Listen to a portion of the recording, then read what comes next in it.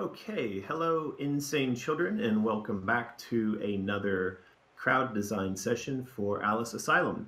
Today we are up to crowd design session number 6, and we are continuing our exploration of Alice's dresses, how we're delivering those dresses to the player, the powers the dresses contain, and all the things having to do with dresses and fashion. It is the dressing. You can follow along with the conversation over on the Alice Asylum Wiki. That is a link you'll find in the description below. And if you would like to join in with our insane children via Discord so that you can have your voice heard in the design discussions, consider becoming a patron. Again, links to our Patreon are in the description below. And one of the perks of being a patron is that you can join in live to these crowd design sessions. So we will get started. There is an icon or an emoji for a bloody microphone. So if you are in the Discord chat and you would like to have your voice heard literally, please signal that intention or desire with the microphone. Flight Tribe, aka Martin, has just shown that off. Does that mean you want to say something, Martin? Yeah, I'll say hi to everyone. How are you doing? You put that in the wrong channel.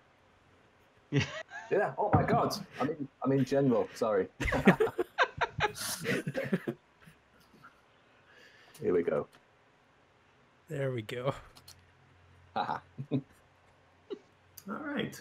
So I think we're just going to jump right into what is a post that you will find over on Patreon. And that post is titled Crowd Fashion Design. And it is where you'll find notes from our good friend Omri. He is, of course, the one responsible for drawing up all these beautiful dress illustrations. And I think he listened in on our crowd design session of last week and was maybe a bit frustrated by our confusion, my confusion, about the actual timing of the appearance of these dresses and also their use or their powers in the game. So he's provided a handy-dandy graphical overview of all the dresses, plus he's done a little bit of numbering and ordering that lines up where these dresses appear in the game. And so we can talk a little bit about that. And then we're also going to talk about the ongoing discussion regarding the mechanic of how the player acquires these and then whether or not the dresses remain available or not throughout the rest of the gameplay. So if you want to check out that post, do go over to Patreon, and it is called Crowd Fashion Design. That is the post of March 18th. So let's hop in here. Does anybody have anything they want to start off with as a reaction to this post or the conversation that's been going on so far?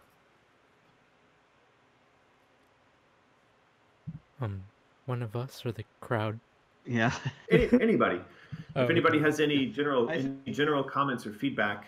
I mean, I guess one of the first questions would be, what do we think the response was to last week's design meeting with regards to, like, I know we get comments over on Patreon, we get comments on YouTube. Does there seem to be a sort of general consensus or a direction that we're going with regards to these design discussions? I think the main thing we need to lock down is whether or not you can use a dress outside of the particular, if it's available in a New Game Plus or once it's unlocked with the realm, if there's going to be a dress wheel because of that, or a fashion closet, or whatever we want to call it. And with that, if we have it where certain areas are only unlocked once you have that particular dress, you can go back to other ones. We already kind of talked about having a hub area, so that's one aspect, is where are you getting dressed? Yep. So I think, we might tackle this first off by saying, no matter what else is going on here, I would really like us to have a hub area in the new game. It's not something we had in the previous games, but I think that given the way the story works in this game, and we actually have, say, one character, the Queen, sending us to meet with another character, the Hatter, and then bring something back, and the story's already shaping up to be one where there's going to have to be back and forth travel. So I think we've already kind of, or at least I've gone down this path of, yes, we're going to have a central hub area and there's going to be some travel around. And as you all have said several times, there may be, times where we go into one of these areas we see an obstacle we cannot overcome, but yet when we come back later on and we're wearing a dress that has a particular power, that would allow us to overcome that obstacle. Is that right? Mm-hmm. I think That's that's kind that's of the where... way I'm leaning. Yeah, I think, and that's what people seem to say looking at the comments on the various socials. What about you people in the chat right now? Octo Greg, hub areas become places people remember fondly. Very true, and you can have some fun with that. Even if we don't, I was just thinking with that, even if we don't have it where you can take the dress into another location, maybe there are areas in the hub that you have to use a new dress to lock. So say if we wanted to only have the dress, you can only be in the Ash dress in the Ash world, but once you have it, you can change into it in the hub. And then in the hub, there are areas you can unlock with it. Maybe that way you can unlock the next part of the area or where you're going to continue the event. I would think if we're going to implement a system for changing the dresses, do we really want to limit that usage to only within the hub? Is that not going to cause confusion for people once they've left the hub and then they go, hey, why can't I change dresses out here? That would be a little confusing. Or are you saying that you have to go back to the hub in order to change a dress and then go back to the area you were in?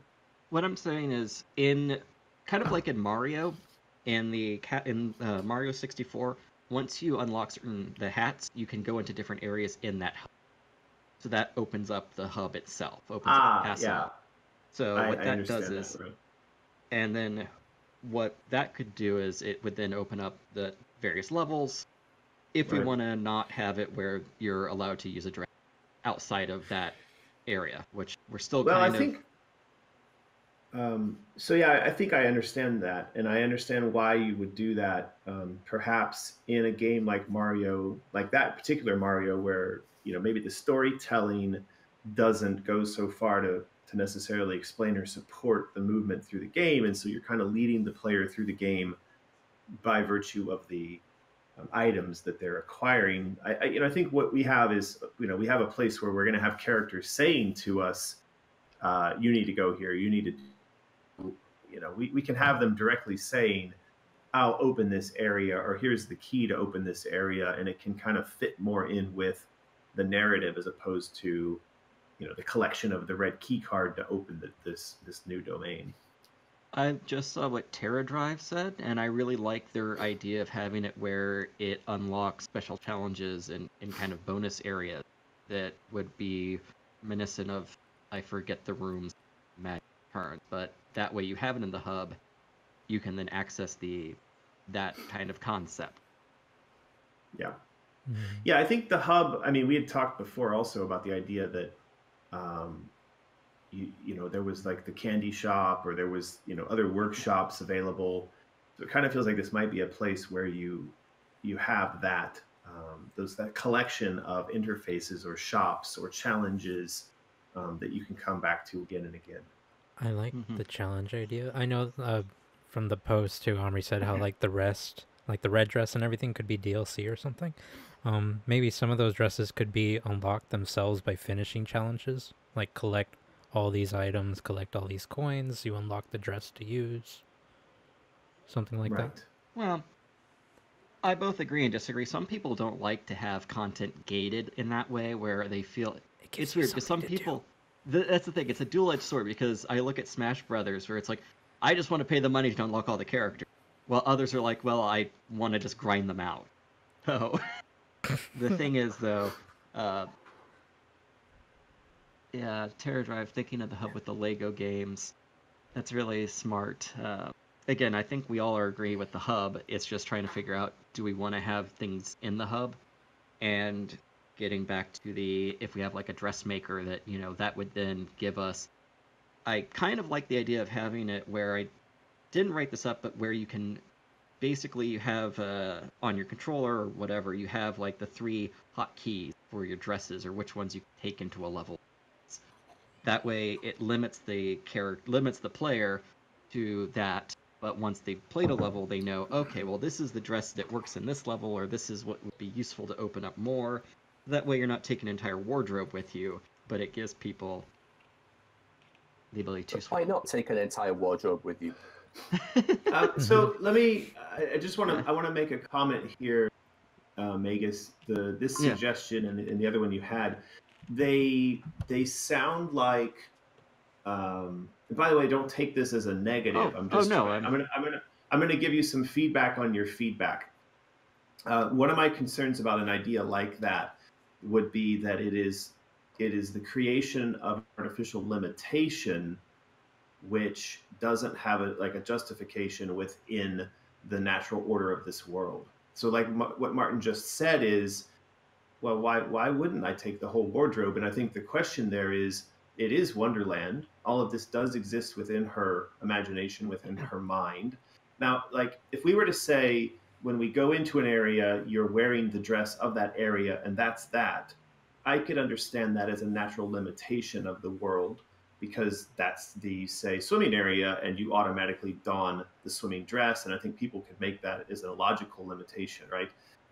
Vice versa, I feel like if we're going to allow the player to swap between dresses, then we pretty much need to let you do that as freely and openly as you want. Because anything else is going to sound like an artificial limitation that unless we have a character pop up and say, you can only carry 3 dresses because blah, blah, blah, right? It's going to feel funny. And anyway, so I'm making this as an example of a place where we might try to watch out for stuff like that when we're thinking of design concepts, because usually we want to try to have a natural explanation for a limitation, if that makes sense. That's exactly a good point, and no, perfect. Okay. So the dresses have to be they have to be selected extremely quickly on the fly. So right. I was thinking that with just like a D-pad, you have like one press up or a double press up, and now you've got access to 2 dresses. Do that with all the other directions. You have instant access within half a second to 8 dresses. I would look at Dishonored. It's easily done. Yeah, I mean, I think one of the best. Go ahead.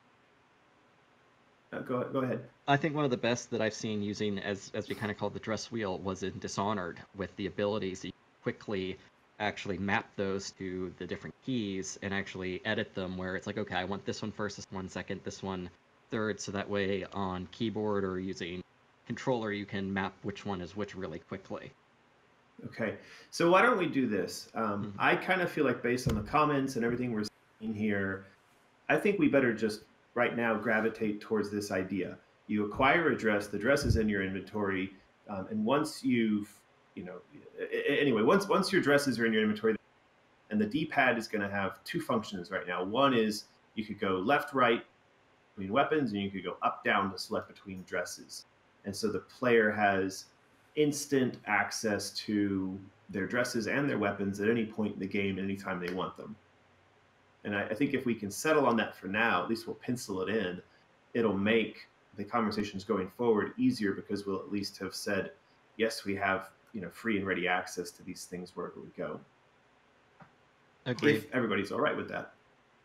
It's just seeing people do like the radial menu, I mean, we can do the UI stuff once we get things actually working, but having all the dresses, all the weapons, and that makes it more fun. That's the other thing. Otherlands. Yeah, and that's also not to say that there won't be areas where we just from a narrative perspective, force her into a particular dress. There may be like a cut scene, or she may enter into, say, an area where it's incredibly hot, and so the player just wouldn't switch out of anything but the heat protective dress unless they just want to commit suicide. Or it's underwater, so you wouldn't switch out of the swimming, breathing underwater dress unless you wanted to commit suicide. And probably we'd lock you out from being able to commit suicide, right? I could imagine there's going to be a few places where the dresses either auto-select themselves or they kind of default to that to stop you from dying. Another example might be if you go running off the edge of a cliff, but you haven't equipped the right dress, she might, automatically poof into that dress just to save herself from, being smashed on the rocks below, stuff like that. Another dress to look at was the circus dress, where we talked about her being forced to perform. So that might be something where you are locked into that dress.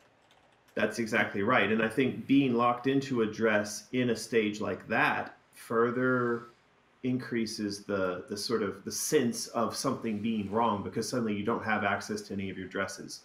Your wardrobe has been taken from you. You've been hijacked and stolen, shanghaied into this circus. And so, even more reason for you to feel uncomfortable about what's going on there. Okay, if we become Pokemon trainer, are you insane or sane? Right. Okay, so I think that at least for now, this helps us to put a pin in dress access and selection, going forward. Yeah. Yeah, I'm just looking at Chicken. Really quick, brought up. There's one issue being addressed. I feel like some of the dress designs, for example, look so story-centered or connected. They don't make sense for me, the player. About dressing like that seems to give that call out. You're cutting out. Matt, yeah, you're cutting out pretty badly, Magus. I think you're trying to read the comment from Octo Chicken. So he's Yes, I was trying to read the comment. Sorry. Okay, so what he's saying is that what we're discussing here has addressed one of his big issues. His concern being that some of the dress designs look very story connected, and so it wouldn't make sense for the player to be able to control swapping it out on the fly. I also agree with this, and this is also one of my bigger issues. So I think that, I think what we're trying to suggest here is there may be some certain points where, yeah, it doesn't make sense to swap dresses. So in those cases, we'll find a way to indicate that, you're underwater. You're obviously not going to change to a dress that would kill you. So, see how that goes.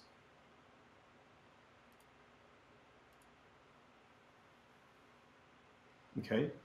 And this is the other thing I want to make a point about, is that with regards to this design and the idea of how we pick up the dresses and use them, I keep saying that we're penciling this in, or we're going to stick a pin in this. It does not mean this is carved in stone. But what it does mean is we've got to give ourselves room to move forward on a foundation, even if the foundation is a little bit shaky and uncertain. We've got to move forward on a foundation in order to continue building systems up around how the player interfaces with the game. And this is one of those that's, I think, pretty important, but it doesn't mean that maybe later on we decide, hey, this is just totally incompatible with a certain set of goals that we have. It looks like some people are still saying in the chat that they want New Game Plus only for the swapping dresses, possibly. Keeping the story I'm not quite sure what I mean. Not quite sure I understand what New Game Plus means. After you beat the game, if you're going to do a second playthrough. Right. Yep. I understand that. And look, personally, I would probably towards that, but I kind of get the sense that we're all very much on the fence about this, and I think it's safer for us to go a completely open route to start with, and then back off of that if we decide that the design or the constraints are necessary. It's easier to pare down than open up. That is a. Mm-hmm. I think that's the case. Yeah. So, I think we should at least start looking at the numbered in an order, and so we kind of have the idea of we're just going to have all the dresses, and then if we don't need all the dresses, we can figure out ones for now. So, exactly. So, the first one, it was the prelude. Fire, hospital, in the chat, and what are we? Oh, I'm sorry. Go. So are we prepared to jump back into the dresses themselves now that we've decided on this point? I think so. If there's anything else besides sorting out the dresses that I think we did, so I think we have the main focus done. Mm-hmm. Or would anyone... Well, for now we've got a basic sense of how the dress selection, dress management system, just the basic foundation of that is. So what I would suggest is we write that out a little bit, and then we also have now this schedule of how the dresses are picked up. We should also drop all this into the wiki that Omri has done. Now, has everybody looked at the numbered and in order of the dresses, the list that he put together? Yes. Okay. I'm curious if anybody has any sort of pushback or comments or suggestions for this. So I had sent a spreadsheet. I think I sent it to Magus. Did you manage to paste that into the wiki anywhere? No, I did not. Okay, so that's also what Omri was working off of when he did this schedule. So it is a combination of essentially the alchemy of the levels, the planets of the levels, the elements as in gold, silver, that kind of thing, mercury, and then of course the narrative beats of the story. So there is a fairly kind of, it's still a skeleton, but there is a kind of system of thinking behind this schedule of how you pick up these dresses and what they represent in the story.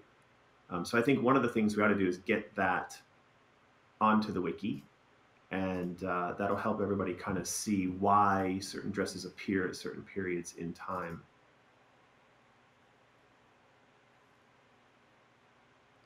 Make sure you throw that into the drive too, Megan. I'm doing that right now. Yay. Yeah, I can copy it into the chat here on Discord. So you want to go, that's called the Alice timeline spreadsheet. You want to go to the tab called System, and under the tab called System, it breaks down in order, again, the areas of the game, who owns those areas, and then the themes, the elements, the symbol, the goals and narrative elements for that area, and also has some little bits and pieces about the larger goals that she's going to face or need to complete inside the game. And this is partly what I'm working off of with RJ for the larger narrative script for the game. So all of this stuff is starting to line up in terms of the layout of the game, the layout of the dresses, all that stuff. Actually, I do think we have that timeline, the Alice timeline, on the... I think so. I'm curious, does Octo Chicken have a microphone? Because he's writing quite a bit, but it might be easier if he just joined the chat and spoke with us about that. Greg, bust out the... just bust out your mic, yeah, if you have one. Yeah, whip it out, Greg.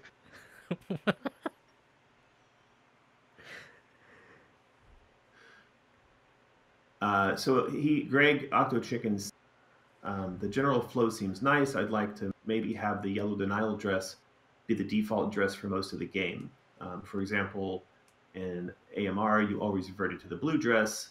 And additionally, he'd like to see the Inferno dress as the sole power-up dress, as in AMA and AMR had Rage and Hysteria dresses.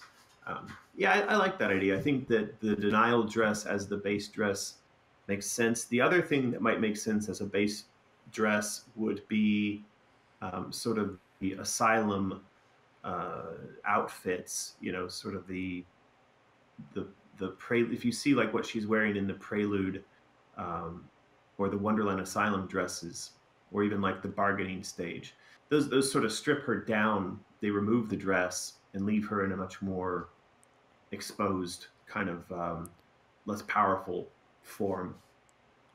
Vulnerable?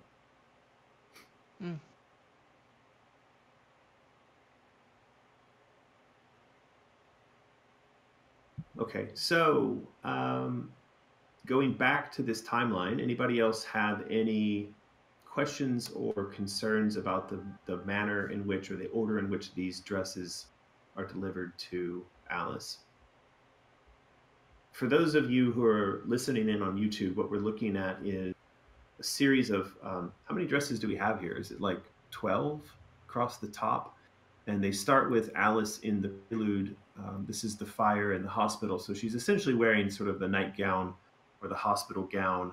And then once she goes into Wonderland, the very first thing she's wearing in shock is actually this sort of rabbit onesie. And during that period, she's going to be, I think she's going to be relatively powerless. She just has to kind of sneak around. She doesn't have a weapon yet. She doesn't know how to fight yet. So it's a little bit more about stealth and survival. But then she's going to acquire the denial dress, which is the first sort of the Alice dresses. And that's going to be where she also gets weapons. And then we go on to the circus dress. There's another version of the denial dress that's like the moon, which is the rabbit's realm. She gets the Queen of Hearts realm. She gets anger. And then she's going to get a bargaining dress, which in bargaining is a place where we do remove all of her powers, remove all of the fancy dresses. And then we get a depression dress. We get an aggression testing dress. That's the blue armor. We then get acceptance, which is the harvest, aka death dress. And then at the very end of the game, what we've decided is that's when she will be rewarded with the blue and white, what we could consider to be the classic Alice dress. Sounds good. I am wondering about the shock dress, the rabbit onesie, how that would actually tie into our DLC for that. Yeah, it's a good question. I think what he's done here, you've got the traditional, the regular one at the top. And so no matter what, you would play the game and you would be in that onesie, the one that's in the top. But if you had the DLC, you would get the image that's on the bottom. And that's not a onesie, that's actually the dress. So the top is the onesie, the bottom is the plush dress. And the bottom plush dress is what we're saying. We will send out an early access DLC code to everyone so they can unlock that. So it's essentially the same concept of an outfit. It's just in two different forms. One's a onesie and the other one's a dress. Yeah. Okay, cool. All right. Greg says he's good. Greg is ready. Can we get a microphone, Greg, to make sure you're good?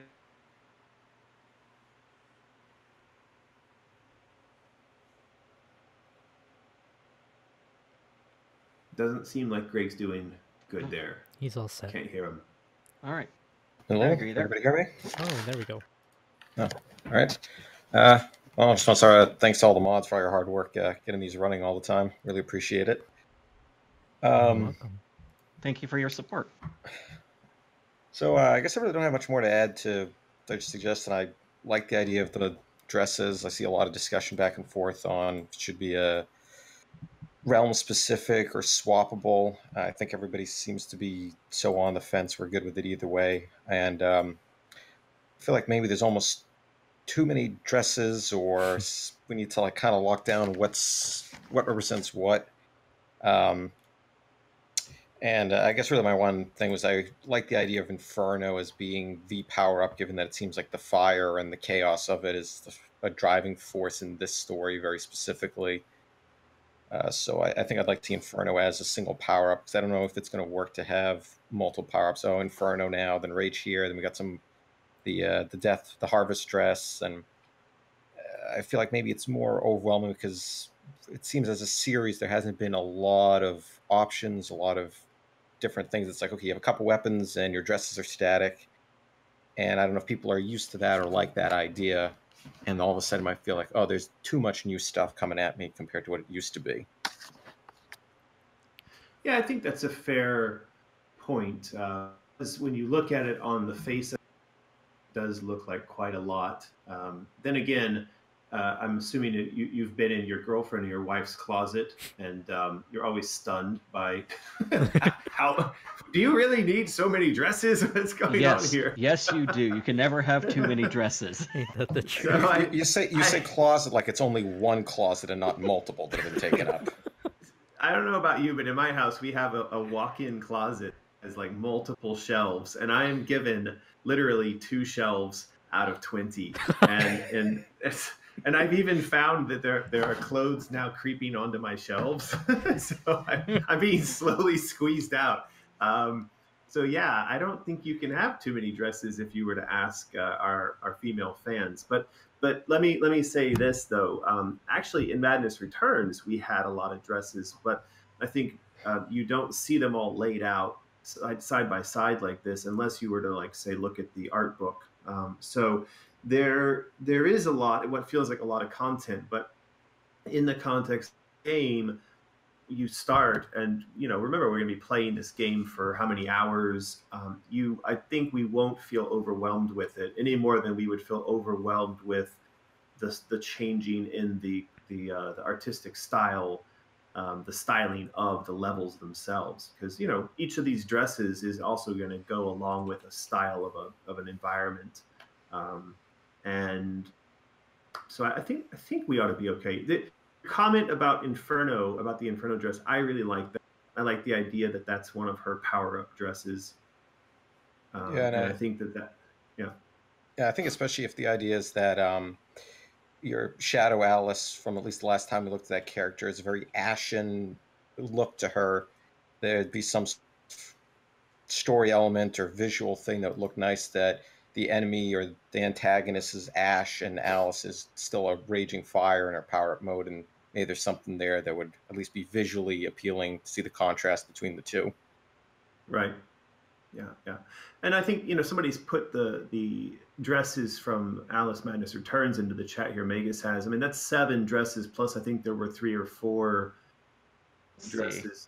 Yeah, so you're still looking at 10 plus dresses in the previous product. And look, at the end of the day, I mean, I'll straight up say, like, for one thing, I like it because I think it fits in with the narrative, because what I see in terms of the narrative is this is the hero's journey. It's a journey of transformation, and the dresses physically reflect the transformation the character's undergoing. And again, that aligns with the whole theme of alchemy. But there's also, this is a bit of fan service. We have to keep in mind that a huge part of what's kept the Alice franchise fresh in people's minds is the fact that we have so many cosplayers and makeup artists out there in the world who, by virtue of their craft and of sharing their photos and going to these cons, they keep Alice, our Alice, alive in the minds of all the other fans. So I do want to, intentionally hand them more stuff to play with, more stuff to craft and design and wear.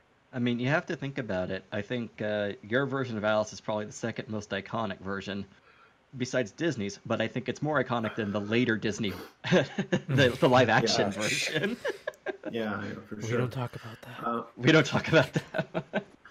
So that's, I think, but I can agree with you, though. We wouldn't want to go beyond the number of dresses you see right here. We are approaching, we're walking right up to the line of probably being right at the edge of too many. So, if anything from this point, we might pare it back a little bit. Keep in mind that a lot of the dresses along the bottom row of the image that Omri put together, a lot of those are optional, or they are alternate modes that, if you take, say, the Harvest dress, it's the same general model and setup. It's just that in the on version, there's some special event that's happening in the final boss fight. It's that's almost like a special animation that's going to play when she's confronting herself in the final boss fight. Yeah, I guess that does make a lot of sense. It's just a little surprising when you first see them all laid on. Like, wow, there's a lot of these, but I imagine that cosplayers are looking at it with almost the same sense of dread as anybody else right now. I mean, we've already had some amazing people do some great work. If you've Yeah. Well, wait till we start laying out all the weapons, and we start laying out all the enemies, and we start laying out of the because this is part of the process. I mean, we're going to be creating tons and tons and tons of artwork. So then the other, the big part about what we're talking about right now is just, there's quite a few dresses. How do we make accessing them and playing with them as seamless and frictionless as possible? Okay. So, Greg, what is your sense on accessing them? Which camp are you in terms of free and easy access at any time, or they're gated by the levels in which they are inspired? For me personally, I like the idea of them being gated to the levels more myself. It looks like all the dresses are very specific to a part of the story or the hero's journey. And to me, it would be a little weird, like, oh, I'm now in Acceptance, I'm going to swap over to my dress from Denial. And it'll be, to me, that's a little bit strange. And I feel like because of how important each dress seems to be to the state of mind, to the state of the story, it feels like they should flow with the story. And then maybe, as some people suggested, in a new game plus mode, you can swap them out later just for whatever one you think looks the best or the coolest. But at least on the first run through, in my opinion, I think it would look best as to lock it as a story related thing. I'm on your side with this. Maybe we should throw up a poll, but I just feel like when we do polls, there's somebody that's cheating because they always end up coming up 50-50. So I don't know how reliable those things are, but maybe we do a poll and we get some feedback that way. A Survey Monkey poll shouldn't be cheatable because only one email gets one vote. Well, then let's do that. All right. Okay. So I think we've now sort of discussed the order of them. Hopefully we can get some sense on the delivery of them. I think we're still, we need to come down on one side or another of this. I was ready to just stick a pin in one version of this and move forward, but I think both sides have good weight. That's the thing. Both sides, from story perspective, having them locked is important narratively. From gameplay perspective, you want to give players choice. So that's, I think, where we're looking. Yeah, but constraints are at the heart of engagement. That a thing that's pure choice and no challenge or no constraints becomes boring quite quickly as well. So we have to figure out how to balance that. And I've been trying to think, this last week, I'm trying to think what's the hybrid, what's the compromise, what's in the middle. And I can't really think of something where it works a little bit both ways without us having to come up with some silly contrivance in the story. And it's kind of what I was saying to you, Magus, about not wanting to put in place rules that require heavy-handed explanation. The thing that we decide on is natural. So I kind of, as I said before, I think both of the places that we're kind of going back and forth over feel natural. Either it's all access all the time, or its dress is limited by theme to a particular area. Bats and Tombstone said that people seem to be 100%ing. If the dresses have abilities attached to them, then I would say that after you complete the area, then you go to unlock that dress. Then you get to unlock the. That's, I think, what we kind of all agree on. I think that's kind of what I would like to see. But let's be clear, that means. But I want to be clear that means you've completed an area, you get to unlock it. I get to wear that dress in any other area from that point forward. Correct. Yes, but the areas may still be kind of weighted towards using a specific dress, but you do have the option to switch out if you want. As you said, you don't want to have the water dress when you're on fire. It's funny. Well, here, watch. If I put or area specific, how many people are going to 100% that idea, right? Because if we just went off of how many people like a comment here in the Discord, you could decide right then. Taylor says Patreon has a polling feature, which I've just investigated, and they do. So we could throw up a poll that should be unhackable. It's tied now in the chat here, so it isn't getting. It's always going to come out the way these things work. Well, after this, Discord can throw a poll up. Right. Okay. Now I'm starting to get quite a few more likes on the area-specific dresses, but let's throw a poll up. Yeah. I think that's going to be it's a contentious issue. It's not easy. Though my comment seems to be racing out ahead there. Well, I think that's good. Anything else, Greg, before we move on?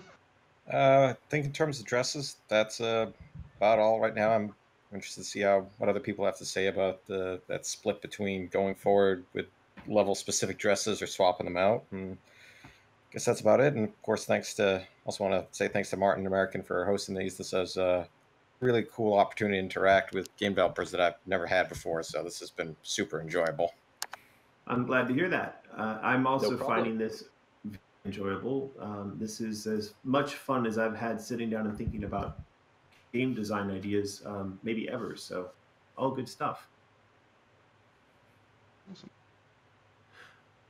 Well, why don't we head back over to the wiki, because this is where we have the community suggestions for the dresses. And I think where we left off last time, did we finally get down to Inferno? I think we were just getting started on Inferno, because we spent a good time on the blackening dress. Well, I think the big thing we should do with the Inferno dress is, Greg suggested, let's go ahead and pencil in that is going to be one of our sort of the equivalent of what was the Rage or Hysteria mode in the previous 2 games. Now, would everybody be okay with there being 2 of these modes? Could we have Inferno and Rage, and these are 2 sort of power-up dresses that are perhaps triggered by 2 very different things? So far, in the previous 2 games, we had a Rage dress, which was a pickup. So it was just this other like a quad damage, from the old Quake games. And then we had in Madness Returns the Hysteria dress, which was triggered by a low health situation. I'd like to suggest that maybe in this game, we sort of semi-combine those together. I think. I'm sorry.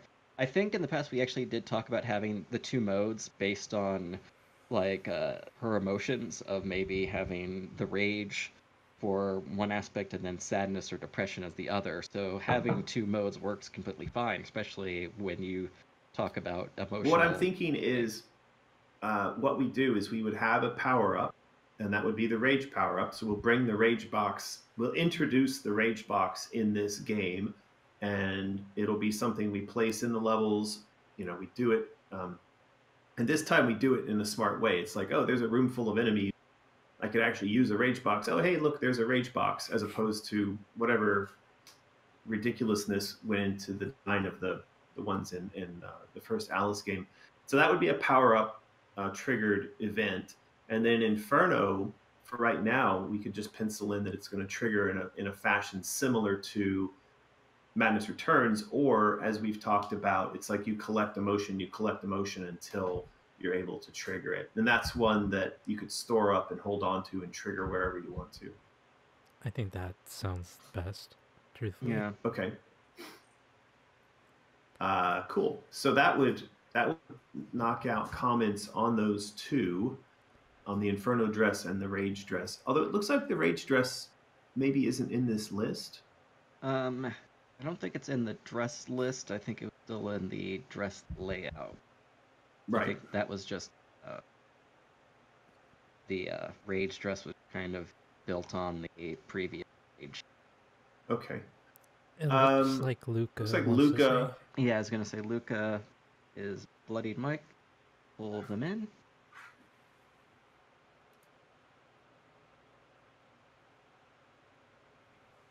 How's it going, Luca? I think your mic is still muted. Yeah, it looks like your mic is still muted. Okay, I'm here now. Hello. There we go. Hi, well, anyway, I just wanted to, how are you doing? Very well. Always nice to talk to you, I guess, in a sense. Well, anyway, I suppose it's okay.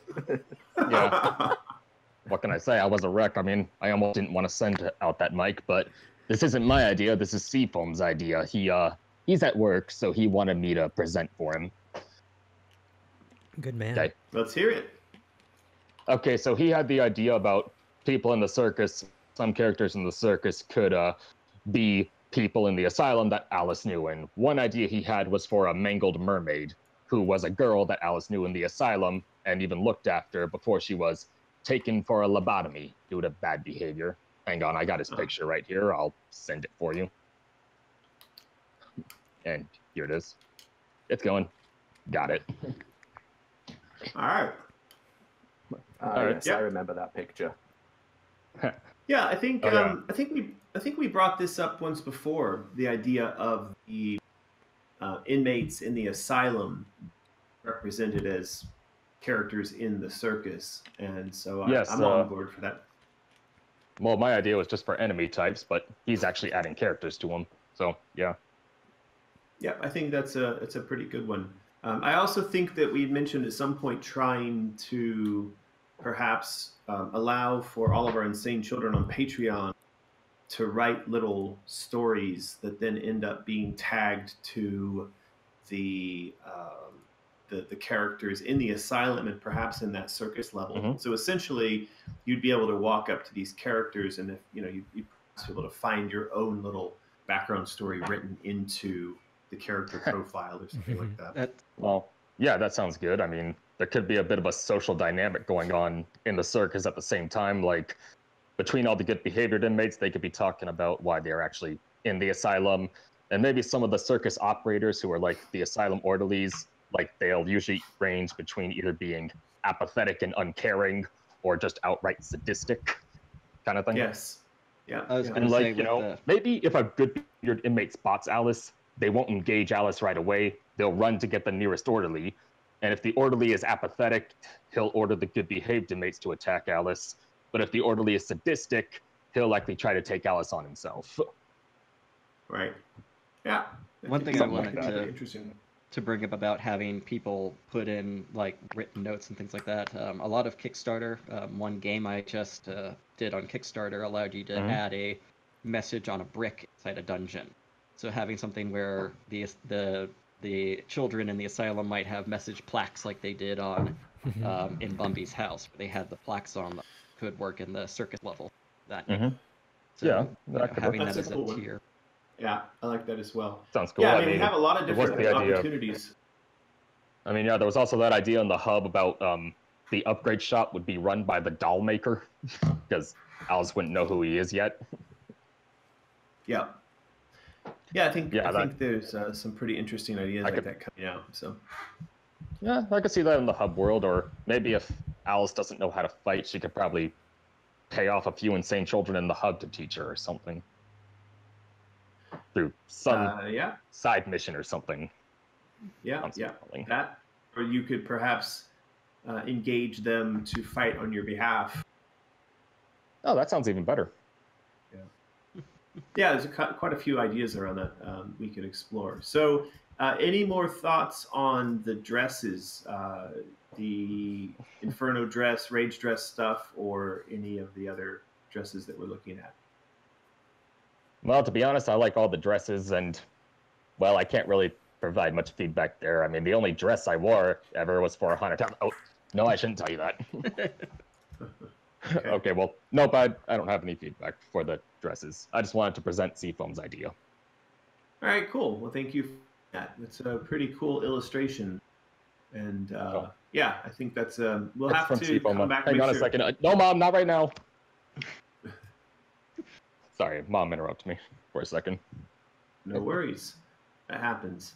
Alrighty, so let's get back to the dress stuff. Thank you, Luca, and thank you, Seafoam, both for that contribution. Okay, thanks for having me. I'll mute my mic now. Sounds good. So we had just finished, I think, talking about the Inferno dress, the Rage dress. Someone has written here the Inferno dress catch fire. I think that's a given. It should cause everything to catch on fire. Ash dress is next on the list here, number 5. And does that actually show up in Omri's? I don't think it shows up in Omri's list. I'm going to put it into. Yes, it does not. Well, it was kind of just a grungy version. Yeah, it's the grungy version. Dress. Yeah, it's quite cool. I like that a lot. But I mean, that might made it into. That would be great for DLC. I mean, that's something that would be iconic and people would probably want, even though I hate, locking things behind DLC, but something that if we can't fit it in the game, why not offer it as... Well, here's the thing, though. So as OctoChicken / Greg says, this should be the default. Now, I always thought this was the default. That was my sense, was that this was going to be the Asylum version of the dress. and somehow didn't make it into Omri's Explains the Dresses. So, hey, Omri, explain that. Where's where's everybody's favorite Ash dress? I think, yeah, and Octus said once you reach the end of the game, it becomes a classic blue. I think I really do like that. It is the hub dress. It is, and then you eventually find a dry cleaner. You get some work done. You just gave away the ending of the game, man. Damn it. Hey, spoilers, okay? I thought we spoiler. So I think you're right. I think this should be the default, and then it makes sense that this gets cleaned up and transformed into the blue dress at the end. So we'll have to get that into Omri's illustration. Hint, hint, Omri, and we'll need to make sure that this shows up properly on the wiki. But that's why we're here. So. Somebody has written some notes in here in terms of what the Ash dress might do. One of those is the trail of ashes follows Alice. Yep, I think that makes sense. I think that just standing still, she might just kind of sit there smoking gently as well. It says here that it creates ashes, making Alice difficult to see. That's kind of fun. Could be that sort of when you jump up and down, it creates puffs of ash cloud around her. Instead of the butterflies have ashes going everywhere. As sort of a pig pen from Peanuts. Yeah, so this also says that it could cause enemies to choke and could alert nearby enemies, and that, of course, standing in one place would create a cloud of ashes. So, yeah, I think there's a lot of ways that we could use this. It could provide cover for Alice. It could choke nearby enemies. Just generally it's going to look pretty interesting as well. Okay. Next up, we have the pleading dress. Now, I think this is also referred to in Omri's document as maybe the bargaining dress. I think it is the optional bargaining dress. Yeah, that bargaining pleading. Right. And I think what had happened here, if I remember correctly, he had presented the bargaining / pleading dress as what we see on the bottom of Omri's image. That's what's going to show up here in the chat window on Discord. Thank you for that, Magus. But if I remember correctly, when Omri presented that bargaining pleading dress, I had sent a note to him and said, hey, she ought to be really down and powerless and back to this sort of orphan wayfish style. And so that's when he had, or I think maybe it was Joey had done this alternate dress, which is just her in this sort of slip, filthy and dirty. And that to me makes more sense for this area, because once we get to the bargaining stage, she's supposed to sort of relinquish all control and power and become quite harmless, defenseless at that point. And that, this was the bargaining dress that I think created after. Because we had the bargaining suit as well. Right, that's even different. So there were quite a few. We went around on this quite a few times, and I don't, again, I don't think that it makes sense that she's wearing something as legal and clean and powerful as this, when in fact she's going in there at this stage in the game and basically saying, I give up. I just want things to go back to the way they were. I just want my family back. So she's trying to make this impossible bargain of going back to something that's now been lost. But the original kind of talk, what the bargaining dress was about, was like almost like bargaining in a businessman sense, wasn't it? Well, I think that was the mistake, the misunderstanding about what we meant by bargaining. We mean in terms of she's going in there to negotiate. When you look at, I was gonna say we have the suit too. I'm posting just to show people. Yeah, this one was polarizing. There. Yeah, I mean, if we take. Go ahead. Oh, I was going to say, if we take the bargaining dress, maybe and just grum it up a bit, might work well. The pleading dress, I mean. Right. So take its nice white, don't know. Sorry. Yeah. Well, so what we're looking at here, you're watching on YouTube or you're checking out in the chat, you'll see, in fact, we've got 1, 2, 3, 4 variations on what we're calling the bargaining dress. I think it's important to understand that the stage of bargaining, when you're going through the stages of grief, that is the point at which you essentially say, I can't take this anymore. That so a lot of times, like you might put it in the context of a personal disaster.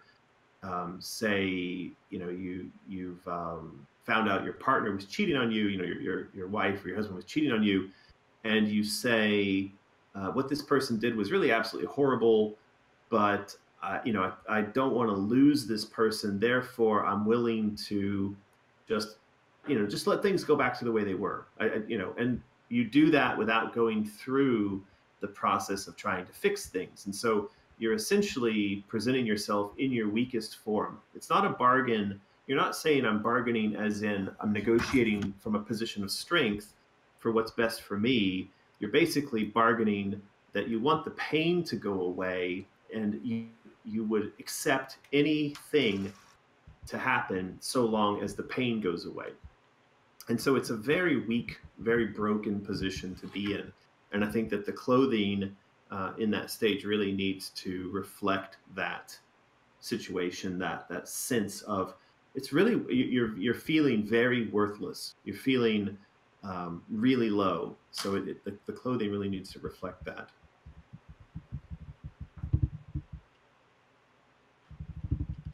Everybody's suddenly gone quiet there. It was really deep and very truthful. All right. Well, I mean, that's, you know, she's lost her family, and she's essentially saying to all the pain that's come at her, just make this go away. I just want things to go back to the way they were. And of course, it's impossible. Things can never go back, right? It's like you can't unburn a fire. And I actually think I think the best dress, actually, looking at the Omri Explains dresses, would actually be the optional Wonderland Asylum dress for that, because it's built on the hub dress, or Ashen dress, and it's similar again to the classic dress, so it kind of has that withered look to it. The image I'm looking at for the Wonderland Asylum, that's on the bottom panel, like the bottom first left, one. yeah. Yeah, that looks really clean to me. It looks waifish, but I mean, right. I'm posting that into the chat really quick. To my eye, this looks very clean, and it looks like something, again, that's meant to be more of a hospital gown, and something that would reflect the clothing she's wearing in the actual asylum. The point with the dress, the bargaining dress, as we see it there, the image that Joey did, is that it's the slip that she was wearing the night of the fire. It's what she was wearing to bed the night of the fire. And so what she's trying to do is go back to that state, and she's just essentially giving up. So as much as I love that Wonderland Asylum, I think it's more appropriate to see her in this sort of burnt, half burnt, you know, really distraught state for bargaining.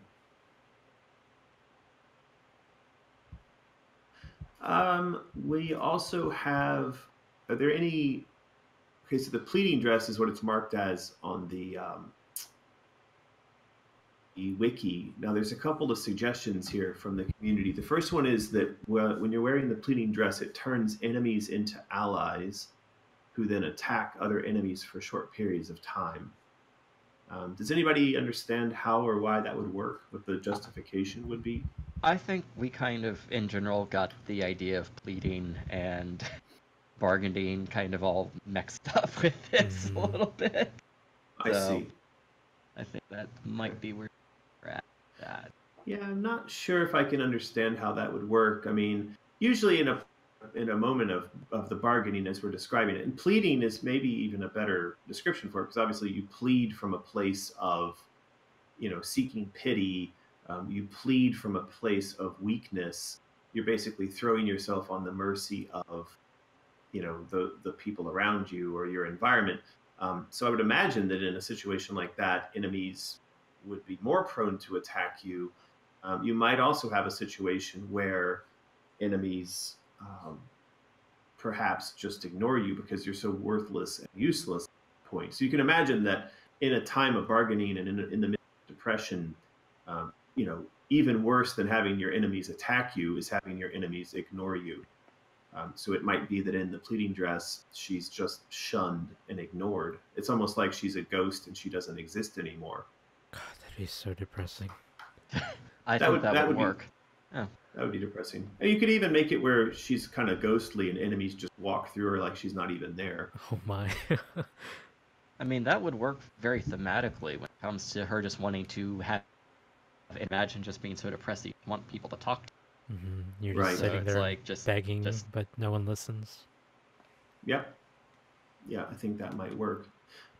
Someone else has written here that only Alice must give something in exchange for her help. Now, that I like, and just the sense of giving away pieces of yourself in the hopes that it'll somehow resolve the pain or change the situation. So it could be that just in the bargaining stage, we find that Alice, maybe she starts off sort of solid, and as you move through that stage, she, in an attempt to resolve the problem, is sort of giving pieces of herself away, and it's sort of causing her to fade more and more as she gets towards the end of the stage. If we were trying to find a way to kind of represent this visually. Another thing I thought of, but I don't want this to be, taken the wrong way, but maybe having it where she has to give up her health, because that's something people do when they're that depressed. They are willing to do something extreme. That's what some Tombstones kind of wrote. Like maybe while you're wearing the dress, the health bar is at the highest, gets cut down to a certain level because you are at her lowest. I like what Insomniac Let's Player has said here about her hair, because we could represent that visually, right? If you imagine with a full head of hair, and it might take the player a little while to realize, but her hair is slowly falling out. And, I like that. It gives that hair works ability. So use all the hair. Right. Yeah, that could be quite interesting to see her losing her hair over the course of this level, and also basically losing her form, her solidity over the course of the level. Almost brings a tear to my eye just think about it. Yeah, I mean, and that gives a reason for the bald Alice we have too. So maybe at the end of that level, we flash back to her all strapped up and awaiting that lobotomy. Well, the next phase after bargaining or plea, depression, and I think at the point of depression, she can kind of regain her solidity. And depression obviously is a pretty dark place, but it's a very solid, it's a very physical place as well. It's a very heavy place. So having her go from a sad, pleading, sort of fading out, losing her hair, to at the end of that stage, she stands back up, and it's not great. She's not in a great place, but at least she's back to a more solid place. Could be quite interesting, that transition. What's funny is I'm looking at the dresses again, the icon, and her hair is shorter in that image actually. That's right. So that's almost ties in perfectly. So yeah. Well, this would give us a chance if we wanted to sort of have. I mean, we do have this. If you look at the hair progression from left to right, it's not just her dress that are changing, but her hairstyle changes throughout this entire range of expressions. So that could be quite interesting. We ought to write that up. We ought to write up the fact that there is something going on with the hairstyling that changes, and maybe does it in a gradual, kind of interesting way as we progress through these stages. Noting it down. All right. But we'll have real-time ray tracing. That's the question. Well, yeah, of course. Look, we're going to have to, the Madness Returns had such a... it would be a shame if we didn't somehow top that. And this might be the key of how we do that, is writing narrative meaning into the shifting, sort of the different phases of her hair. Okay. So next down, let's do one more of these, do the denial dress, and then we're coming up on the end of the hour here. So we'll wrap it up. So denial dress. Now this, in Omri's image, is shown as the circus dress.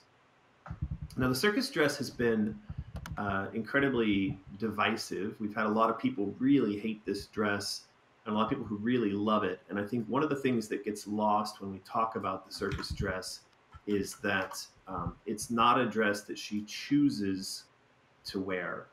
This is actually something that's forced upon her. She's kidnapped into the circus and she's forced to wear this. And during this call, we've also maybe stumbled on this phase. Whatever else is going on with the dresses, you would not be able to change away from the circus dress once you're forced into it. Sorry. Go ahead. I was just saying, there was also a lot of versions of the dress that I posted in the chat so people could see that the dress evolved quite a bit to where it's at. So that's, I think, another reason people didn't like it was trying to find the right evolution to it. Yeah. Yeah, the hair got a lot of stick, didn't it? Yep. The makeup a bit I think too. the last one is great.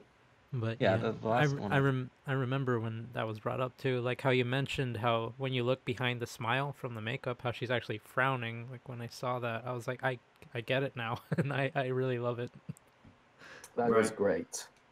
You don't notice her actual face is frowning unless you pay really close attention to that image. Mm-hmm. Yeah. There's actually another denial dress that, and people really love that one as well. So I think what we had was the idea that in Denial, she's like a fairly clean and happy Wonderland, and she's wearing this Denial dress, and then she's kidnapped or co-opted in some way, tricked into the circus. So I think we'll have to show the progression, and obviously it's going to have to get written into the story. The notes we have for the dress, for the Denial dress, one is that the dress becomes more tattered as the player progresses in the game. I think that makes sense. There was the other Denial dress was the yellow dress that the front is okay and the back is tattered too. That's correct. Yeah, come on, that's a pretty cool dress. So someone's written that the Denial dress can put the enemies into denial, so they'll mistake Alice for a friend and let her pass by unharmed. This might make sense in the context of the Denial stage in general, just because it's going to be it's a saccharine, fake, happy place. And so, at least for the moment, Alice doesn't realize at this stage just how broken and dangerous Wonderland has become. Someone has written that if Alice stands still while wearing the Denial dress, the changes, and it reveals, the sentence cuts off here, but I think the idea was that it would reveal the truth of the underlying dysfunction and damage that's been done to Wonderland. And so as long as she's moving around, she sees the bright, happy place, but as soon as she stands still, she realizes that something is a little bit off. Yeah, and again, as people are saying, the whole petticoat having it's your fault and everything that, moving through it becomes more and more clear. Yep. Lucas. Okay. All right. Well, I think that dress is pretty straightforward, and I think we've already got some bit of an idea about her being co-opted into the circus and all the things that are going to go on there as well. So that does bring us to the 7th dress on the list here. There's still quite a few on the list for the community suggestions for the dresses, but we'll have to continue with those during next week's design session. Does anybody have any last comments or suggestions you want to throw in before we wrap this up?